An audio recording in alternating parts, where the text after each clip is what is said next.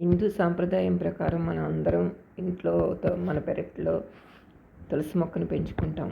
కార్తీక మాసం వచ్చిందంటే ఎవరైనా తులసి పూజ చేయకుండా ఉండరు మన హిందువులందరూ. అలా తులసి పూజ చేసేటప్పుడు ఏ ఏ శ్లోకం చదవాలి, తులసి పూజ అసలు ఎలా చేయాలి, తులసి కోట ఎన్ని రకాలు ఉన్నాయో, అందరికీ తులసి కోటను పెట్టుకుని తులసి దానిలో పెట్టుకుని పూజించుకోవటం ఎంతో ఇష్టంగా ఉంటుంది. ఎన్నెన్ని రకాల తులసి కోటలో చూడండి. ఇందులో మీకు ఏది నచ్చిందో చెప్పండి కామెంట్లో. యన్మూలే సర్వతీర్థాని యన్మధ్యే సర్వదేవతా యదగ్రే సర్వవేదాచ్చ తులసీత్వం నమామ్యహం.